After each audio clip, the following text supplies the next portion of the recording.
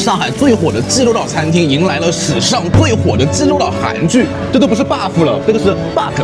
欧巴，这个强烈推荐所有的女生都去看这一部剧，韩剧。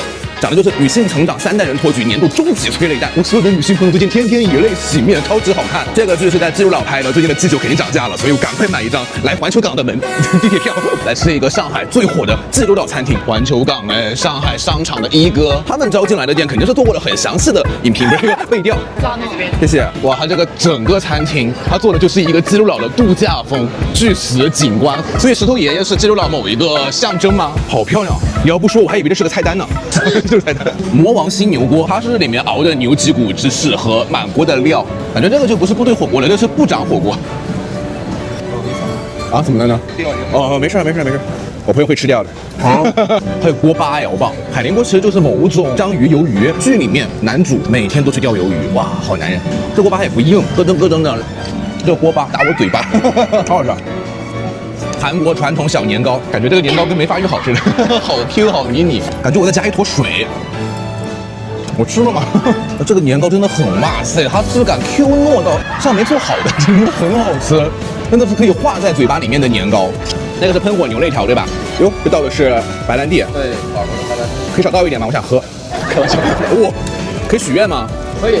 没事，我已经许完了。感觉这边的菜全都是半成品，开玩笑，就是从厨房端上桌之后，还在持续的加热和升温和烹饪。这个是芝士瀑布辣炒鸡，可以拉到我这么高吗？多高？我183。可以。我差不多就这么高。用芝士裹满辣炒鸡，然后放在法棍上，好香，鸡肉好嫩，那个鸡抹润肤露了。那牛吃软饭的，软肋，超级软肋。它最外面那一层真的很焦脆，但是里面非常的 Q 弹。海肠松露麻婆豆腐，所以麻婆是可以加的。我感觉这个黑黑的一定很好吃，我想舔一口。这个麻度直接麻醉了我，满满一碗的麻婆豆腐，来给它扣进去。OK， 拌饭也太哇塞了，不辣，但是好麻好香。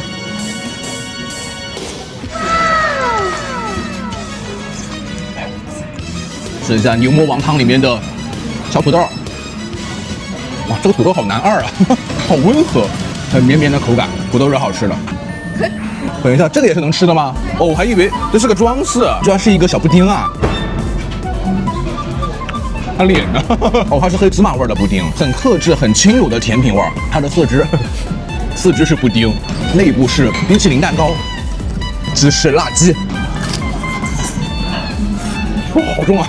这个是济州岛特产了，橘子雪冰，苦尽甘来遇见你。扣题，我发现韩国人做雪冰可厉害了，它的冰又奶又绵。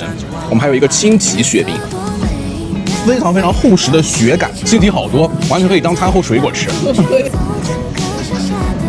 吃完这个之后，真的有点种草这家济州岛餐厅的平替济州岛。最后一定要记得看这个剧，超级好看。虽然我没有看过，回去看。